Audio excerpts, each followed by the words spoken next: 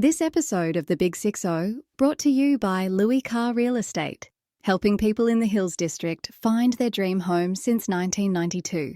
Ready to buy, sell or rent? Check out louiscarr.com.au for all your property needs.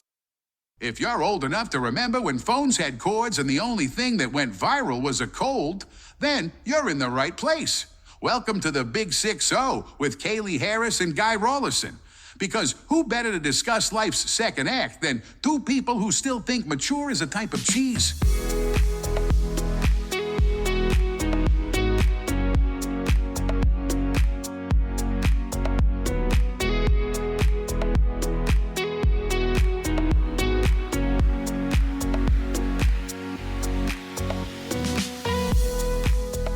Welcome to the Big 6-0 podcast where nostalgia, unlike those of us who relive it, never gets old. I'm Guy Rawlinson, proud survivor of rotary dial phone eras, I guess. And joining me, as always, my co-host, the brilliant and equally nostalgic Kayley Harris. Didn't we survive a lot of stuff?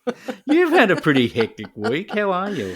Oh, good, thank you. Yeah, still working. So working full time, so it's a bit busy, but loving it. Yeah, all good. Yeah. Like me, I've had a pretty hectic week. I actually even had to employ an air tasker stunt double to take a nap for me one afternoon. So, can you believe that?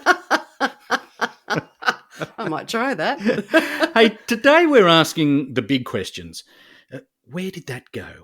We're talking about all those everyday things that have vanished, like the milkman, the bread truck, even the rotary dial phone. Basically, even the phone book, the Google of its time, right? Yeah, well, let's go back to the milkman. Now, I remember, obviously, the milkman used to come and he'd bring you a bottle of milk when they had bottles, and they had those like foil gold or silver lids, and the birds would come around and peck the crap out of them and eat the cream on the top. Do you remember that? Yeah, it was the magpies used to come onto the front veranda and just like, yeah. And I don't know, they were clever beasts, weren't they? Yeah. But before that, our grandparents used to have, the iceman used to come round and deliver big blocks of ice for the ice boxes.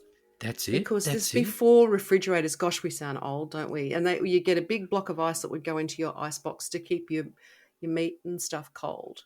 That's right. I remember my grandmother had one. She was living over at Waitara in Sydney, and she had an old chest sort of freezer thing that I had no idea. And I remember her telling me about it, but she never used it because it was, she had an electric refrigerator by then. But I remember she kept it, and they used to have the Iceman, like the Rabbit Man used to come around way back in the day, the Rabbito, and they used to sell rabbits out the back of the truck. They'd sell dead rabbits, yes. And they'd all be hanging up on the side of the truck, and because back then rabbit meat was one of the cheapest sources of meat, wasn't it? Back in the 50s, I guess, and earlier. Yeah. When you didn't have much money, you ate rabbit. That's right. And that's where the South Sydney Rabbitohs actually got their name from, because of the old Rabbitoh that used to come around the streets of Redfern, Surrey Hills that way, and, used to, cry out, Rabbitoh, Rabbitoh, and that's where the site actually got its name from. No wonder we're all scarred. Imagine the little kiddies. I know, but to be able to at least get some of those stories retold to you, I'm not sure how many of those stories get retold to kids and grandkids and so forth these days, but so much has changed, even in such a short period of time of our growing up, hasn't it? Oh, definitely. And when you think about other things that used to come to your house, the obvious one, which still does, I think a lot of places, Mr. Whippy truck, that still comes home. Oh. But do you remember back in the day when the encyclopedia salesman used to come and on your door and try and flog your parents 24 World Book encyclopedias? How many people bought them? And the guy used to come to the door selling the mums and the wives vacuum cleaners. Yeah, like you see it on TV, and I'm sure kids think it's a joke that, you got your Encyclopedia Britannica or your Funkin' Wagonals. Or you used to get even the Avon lady, I guess, used to come door knocking before they had Avon parties or Tupperware parties, all those sort of things. But they also and we were never rich enough or lucky enough or one of the used to have the soft drink man used to come along as well. Oh, Did wow. you ever have that? No, we never had that. Oh, there No. used to be the swing soft drink man, and that wasn't a persuasion. That was a brand of soft drink, the swing soft drink man. And I Yeah. remember my aunt at the time, and she used to get them, and oh, what a treat it was to go around to their place because the soft drink man would deliver the soft drinks. They were probably warm when they arrived in the wooden crate, Yeah. but Doesn't matter. Bucket loads of sugar and flavour. Yeah, keep any 4-year-old pretty happy, wouldn't it? Definitely. Now, I mentioned the rotary dial phone in the intro. Mm-hmm. Now, I still remember my phone number from back in the day when they used to have like only 6 numbers sometimes and usually 7, and even less if you're living west of the divide, I'm guessing. But do you remember your phone number? 865464. Oh, My mum like drilled it into my head before I went to when we were going to school and stuff. Now, if you get lost and you need to ring home, this is the number 865464. they're the things that you used to have to learn your name and your phone number and your address, didn't you? Yeah, You know, exactly. And in spite of your probably limited linguistics, you knew it. You knew it. You know. Yeah, you knew it. Do you remember yours? 8692681. There you go. drilled into you. Drilled in. I'm wondering whether kids at school now would know their parents' mobile number. Oh gosh, probably not. They'd just come up as mum and dad, wouldn't they? I guess they would. Like, I'm sure schools all have those numbers anyway, and they probably had our numbers as well. But yeah, like I'd never thought of that until now, until you sort of brought it up. And I think, wow. And it's funny, I only got rid of the landline phone in my house about 8 years ago because my mum lived with me for quite a while, and she, loved the old phone. She'd get on and ring the rellos, and I finally got rid of it. Thought, actually, we don't use this anymore, and I got rid of it. And I wonder how many people still have old style phone, whether it's the push button or the rotary. How many people still have an old landline phone in their house? Yeah, I remember buying a couple of old Bakelite rotary phones because I just loved it, and I was absolutely distraught when it was only a few years ago when they changed the whole system to digital. So you couldn't actually just plug in the old rotary phone and make the call anymore because it was an analog system in the phone and all that sort of thing. But I love the sound of the little bell in the thing. But there were so many incarnations of those rotary dial phones. And, of course, you couldn't have a secret conversation with your boyfriend or your girlfriend either because it was only so long of a cord. That's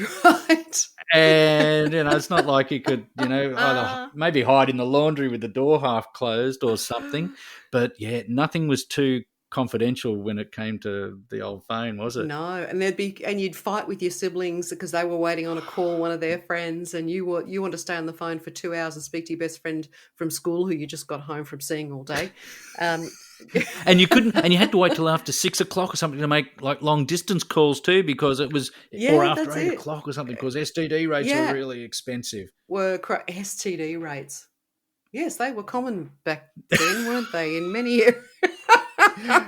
I'm sorry, I don't. Yes, well, I think we're talking about the same thing, but I'm not sure. But you're talking about privacy on, social media and whatnot these days. How private was the phone book? Oh my gosh, can you imagine? Every house got a phone book. And growing up as kids, like we did in Brisbane, it was a pretty thin phone book. But then remember when it went to 2 copies, there was A to K and L to Z. There were that many people. And the new one would come out every year, and you would excitedly look up your name. To see whether you were in the book, because that was the book for 12 months. That's right. And I think you had to pay not to be in the phone book, to have a silent number. Otherwise, it was just fair game. You could look up Kayley Harris and say, look, Kayley lives at number XYZ in, ABC Street. Yeah. Can you imagine these days? I know. Like, that's just, who's did they get that from the electoral rolls? Where did they get all that? Gosh, probably from the old telecom, PNG. Yeah, because I guess back in those days, I remember you used to have to have a radio and a television license as well. Oh, that's right. I do remember the television license. I don't remember the radio license. Yeah, you used to have I think that predated the TV license, but you had to have a radio license, and you also had to have a TV license. And I could never understand. other than revenue raising, why you had to have it and whether a man would come round and knock on your door to check whether you had your license for your TV. I don't know. I Got don't know. weird, isn't it? Well, my folks used to mention it to me, and I thought, wow, do I live in fear that someone's going to knock on the door? And we still had a black and white TV up until about 1976 or something. Yeah, I think we did as well. So it's but if you've still got a Yellow Pages phone book, I think they're still out. Someone told me the other day they're still out. I think there are still Yellow Pages out there. Yeah. Yeah, I don't think you could use it for a booster seat anymore now for your grandkids or anything, could you? Though, No. Yeah, it's probably a novelette at best. Yes.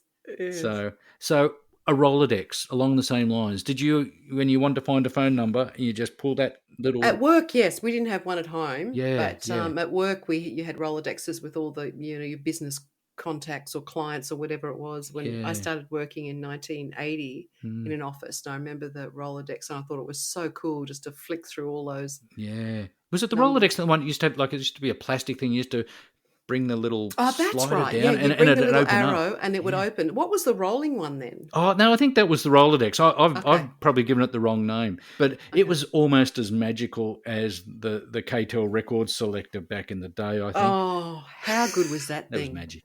You'd start the first album, and then they'd all start following, and it was just this. And I could never work out how the K-Tel record selector worked. It was black magic. It was Harry Potter before Harry Potter was a thing. It was, and it was right up there. They're really expensive to buy if you can find one online these days. Really? Yes. Yeah.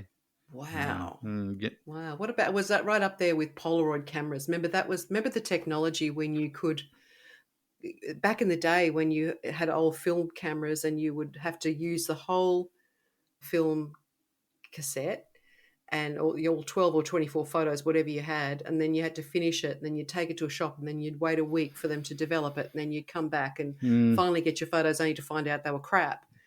But then we had Polaroid cameras, and this instant photo would come out. It was next level. The Polaroid Instamatic. I remember getting one when I was 10 or 11 as a birthday present, and I remember taking it on a school excursion, and wasn't I just... You would have been popular. I've still got the photograph that I took of the Opera House. Oh, wow. But the technology was extreme. I think you could only get like 8 or 10 shots, and you'd pull the paper out and wait for it to, and then you'd peel it back. But you were so keen to peel it back that usually you wrecked the photo in the process. Yeah, that's right. But the way to check the light is you used to press a little thing on the top, and a little checkerboard come up and it said yes. And I'm thinking, right. Very high tech. Didn't stop a 10 or 11-year-old from still peeling the backing off the photo paper and ruining the photograph anyway. But yeah, so much. Oh, look, I don't even think about how many films I went through, particularly at the chemist, where you'd, like you said, you'd wait for a week to get your photographs, only to find out your head's been cut off half of them. Or, yeah, they're just blurred. Next level. So. And what about floppy disks? Remember when they came in? That would have been in the 80s, the old flop. We thought that was really cool. Stick that in the computer, and you could store all your data on that. But that takes me back to things like typewriters, and manual typewriters were before my time. But then electric typewriters, when I started working in 1980, were the new thing. And hang on. Who are you kidding? Manual typewriters before? Oh, they were. I learnt on a manual typewriter. Yeah. Oh my gosh, no, I didn't.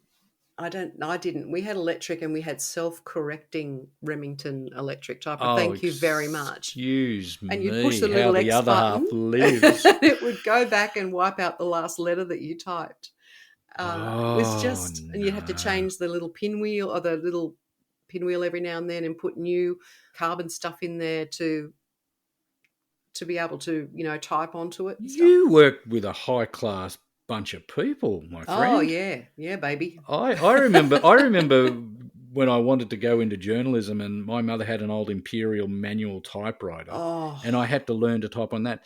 And when I got my first job after school, they were all manual typewriters, and invariably you'd have the black and red ribbon that you'd actually have to put in, and it'd be upside down, and you'd be put in the red side. Yeah. But we had the whiteout. We didn't have a self-correcting typewriter. Yeah, My when gosh. the white stuff came out, and what was it called? What's that stuff called? Liquid How paper. quickly we forget. Yeah, Tipex liquid But paper. on typewriters and stuff like that, what about carbon copies?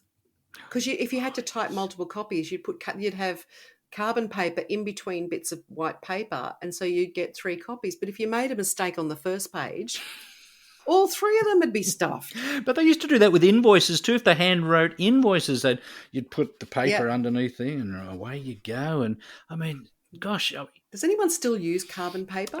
probably not for No. any legal purposes. I'm thinking maybe for illicit purposes. There must be a reason for carbon paper, or is that actually destroying the ozone? Why was it called? Just because it was carbon probably. on it? Because it was just blue and I don't know. I don't know. Yeah, Black yeah, and red yeah, and yeah. Now I want to sort of move on. You're talking about carbon. Did you have an incinerator at the back of your house at any time? Oh, have I got an incinerator story? Yep, we had the big Besser blocks, the big grey Besser blocks.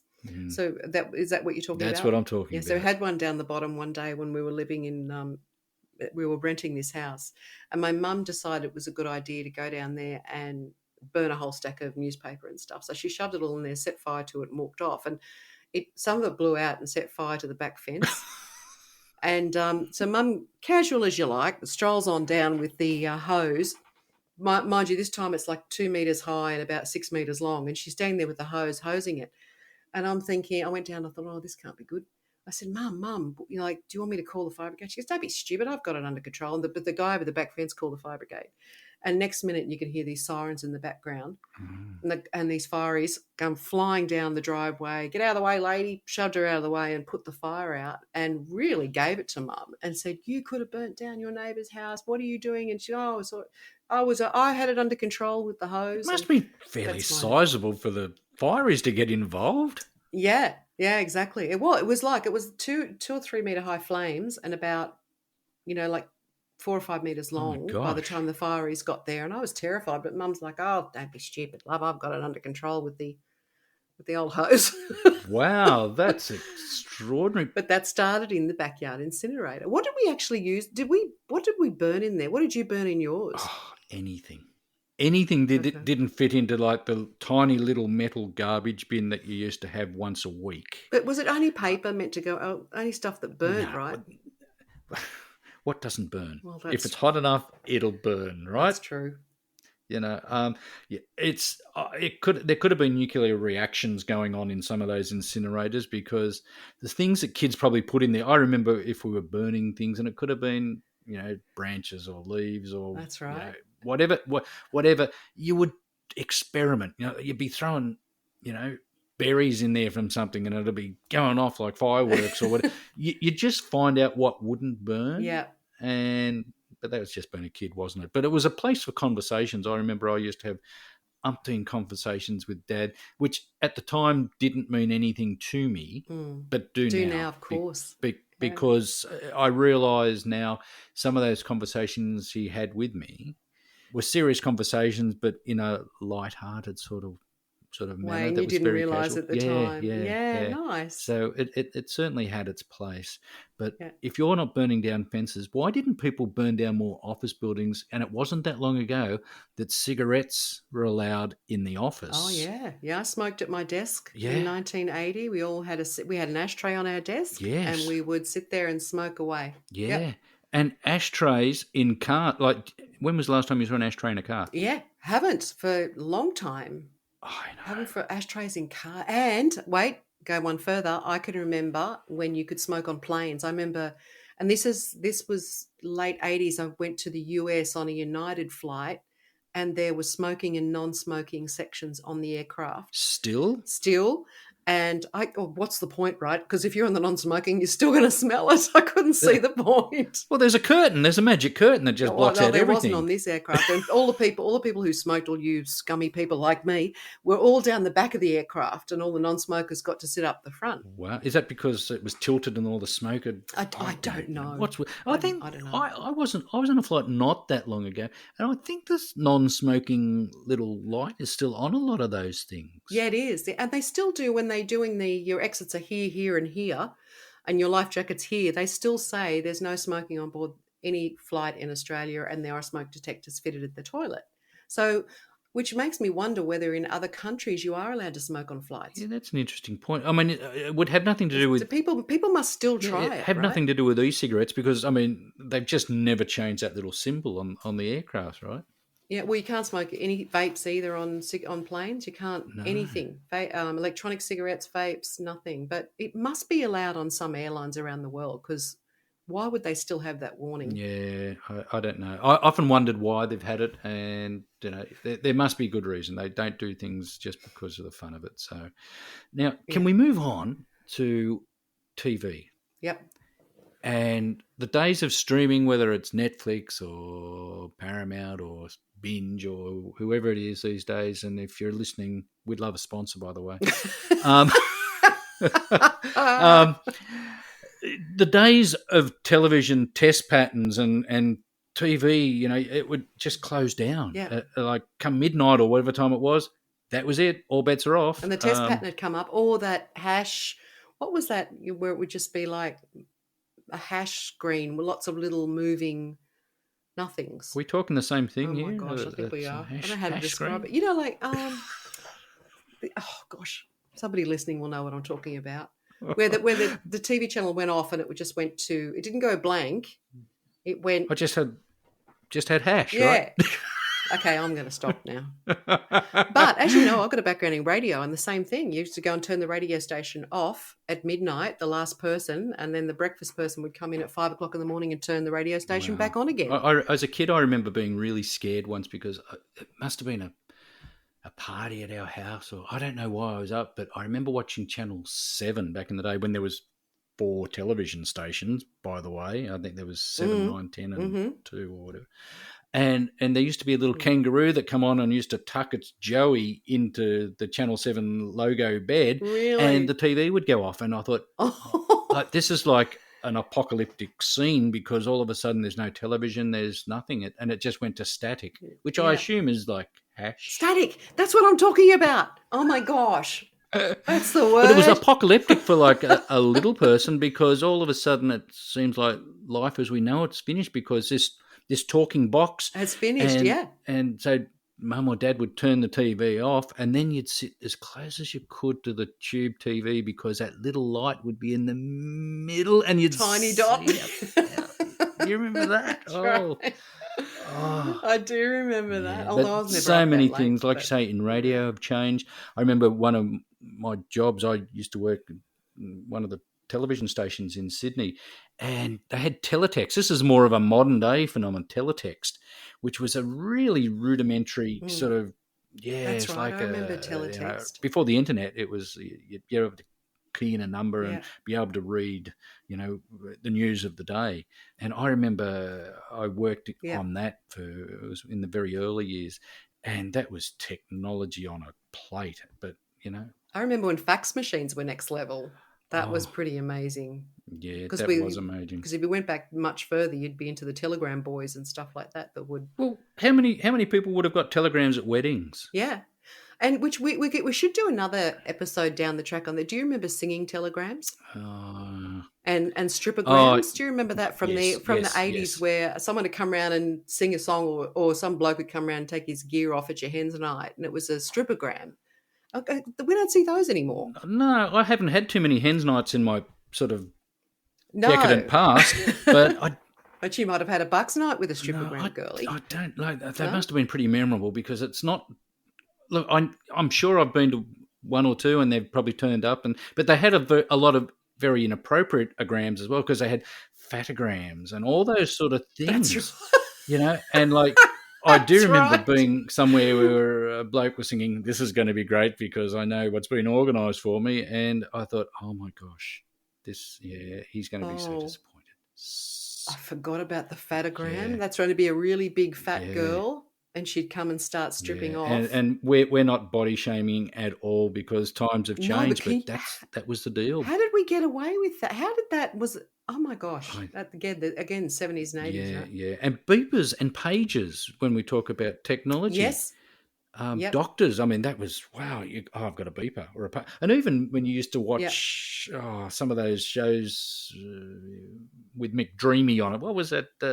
On channels, I can't even remember those hospital medical TV shows, and they're in the 80s, and Yeah. they'd have a pager, and you think, oh my gosh, yeah, they're Yeah. special people. That's so cool. Well, with a pager, when I met my husband, and this was just before mobile phones came and it was in the, I think, very late 80s. He gave me a pager so he could stay in touch with me because he had a business that Right, used right. pagers. And he said, "Here's a pager for you so that I can stay in touch with you and send you messages." And I was like, "Oh wow, this is really cool!" And I slung it on my belt, and You're just showing off, weren't you? You were showing off. and it would go beep beep beep, and everyone, "Oh, who's that?" And I go, "Oh, that's my boyfriend." And yeah, it turned out to be my husband. And There you go. But nothing was quite as cool as a breaker. Did you have a CB radio? 10-4, big No. buddy. Oh, that's a boy thing. That's a boy That thing. was very mid to late 70s. Did you have one? No, I didn't. I went round to a Oh. mate's place that had one, and Yeah. I thought it was just the coolest thing ever. We had walkie-talkies. My sister and I were given Oh. walkie-talkies one Christmas. Nice. And they were pretty. that was they pretty were pretty cool. special. Yeah, they didn't go very far, but you could still, she'd go down the backyard and I'd be in the house and we could, That was Roger very that. special. Yeah. At least it wasn't two tins with a piece of string Well, that's between true. them. And Mum would wonder where her string was That's right. because all of a sudden your brother has gone all the way down the backyard. Yeah. And where are those tins? Oh, I had to empty them because we needed to use it for a phone. That's right. Stick it up against your ear and talk into the other end. Hey, I remember something else that was very inappropriate back in the 70s, and every woman wanted one: mink coats. Oh, Mink coats yes. were, if you had a mink coat in your wardrobe, you had absolutely made it in the world. You were somebody, and women lived to, Zsa Zsa Gabor and women like that, and Hollywood women all had mink coats, and we all wanted them. But can you imagine now? Thank goodness that we woke up to ourselves with animal rights, and that all stopped, and the faux fur came in. But you're right. But at the time, that was a huge thing. Yeah, the mink stoles and mink coats, and anyone on the Hollywood red carpet. Yeah, right. exactly. Exactly. And meanwhile, the poor minks. Oh, well. Oh my gosh. I think some people have been called cheeky minks in their time, but I don't know that it's the same sort of thing. But going back to school, Yep. and that can be filled with drama. There were so many things you just don't see, and kids wouldn't get now, like library cards. I don't think there's still library cards where you'd have to write your name on and with the date. Well, I've got a library card for my local library here that I can go and just get books out and stuff. It looks like a credit card, obviously. It's not like the old-fashioned library cards you're talking about where you'd actually write the name of the book. Yeah, it used to be on the inside of your book, and you'd write your name Yes. on the thing, and then you'd give that card to someone, and then when you return the book, they'd mark your name off or something and put the card back in the little sleeve, and then put the book back on the bench, on the whatever it is, on the shelf. Yeah. So I just don't know. And it's like when you used to have your books at school, and you'd read all the list of the kids that had your book, like your textbook, for the last 10 years, written in, maybe you went to a more, a better school than I did, but it would have, like, you'd get handed your textbook and it would have Johnny Smith, 1967 had this book, and then Kayley Harris, 68, and then everyone who had that book before really? you obviously had much. I don't think I visited the library much back then. You must have had a much better education than I don't think I did. What about the drive-in? There's only one left in Sydney. You've probably been to the drive-in one or two times in your life? One or two times in my life I've been to the drive-in, not for many years, obviously, but we used to go, and depending on what kind of car you had, if your boyfriend had a panel van, you would turn it around and face it the other way so that the back of the van would open up and look at the screen, and who knows what happened in the back of there.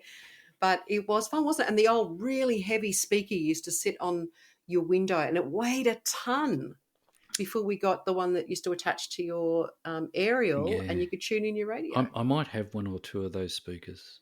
Really? I might have one. I don't know how they found their way into my possession, but I might have one or two. It was all fun. Yeah.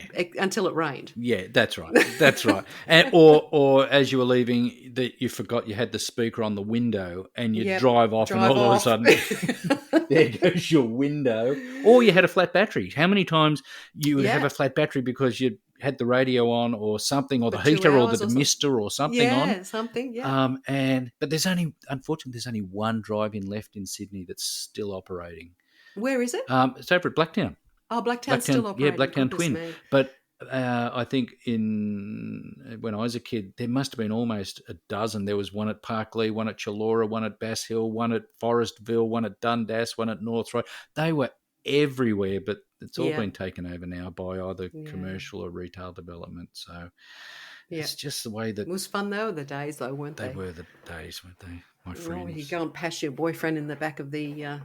panel van, and then you'd be queued up for hours trying to get out onto the street again. I can't believe you went out with a boy with a panel van. Once briefly. Hello, Ken. Oh no! Did you ever used to tune on, try and make your mixtapes from the radio as well? Oh yeah, of course. Yeah, music was always been a really big part of my life. But I used to put the cassette in. And then I'd have it on 2SM all the time in the late 70s. I'd wait for 2SM to play a song, and hit record. Did you ever listen to Casey Kasem? I love Casey Kasem. Loved it. And I was lucky enough to work for the radio station in Sydney that had the rights to it. No way. And a funny story. And so we used to get Casey Kasem's company would send over 4 albums, vinyl albums every week to us, which was the countdown. And so we had a panel operator in the studio, and it was his job to play the album. So there was 2 turntables. So when one was about to finish, he'd go to an ad break and then start the next vinyl record. So the countdown sounds seamless on air until this one fateful night when he fell asleep and the record ran out. No. And that was the end of his very short radio career, that young man. Wow, great story. Yeah. Oh, so did he go into a career probably not involving... I don't know what happened. Wow, that's... Yeah, I don't think he's in radio. That's one of those mistakes. I'm sure the phone rang very, very quickly. Oh, yeah. So between everything we've talked about, I think we've missed out on everything from outdoor toilets, which... Oh, yes. Don't really exist anymore. Everyone's granny had one of those, didn't they? Did you have one at your house? Because we didn't. At our first house we did, and the second house we moved to, they converted it into a little shed. But they're still out there. They're still out there. Thanks to the song, we were all terrified of redbacks out in the toilet seat. And I was actually somewhere today where that is actually featured in a display. The redback on the toilet seat. Yeah. Really? Yeah. Oh, my gosh. I'll tell you about it later. But like the TV station at midnight, our time's pretty much come up and the test pattern's about to come on, so it's time to go, I reckon. So I hope you'll be back. Are you going to be back? That's fun. I'll be back. I'll talk to you next week. Okay. I'll see you later. Bye. Bye. The views and opinions expressed on the Big 6-0 are personal and reflect those of the hosts and guests. They do not represent the views or positions of any affiliated organisations or companies. This podcast is intended for informational and entertainment purposes only and should not be construed as professional advice. Please consult with a qualified professional for guidance on any personal matters. And before we go, let's give credit where credit is due. Kayley Harris and I came up with all the genius content for this week's episode. Our producer, Nick Abood, well, he keeps the lights on and makes sure we don't accidentally upload a cat video instead of a podcast. So thanks for keeping us on track, Nick. Nick?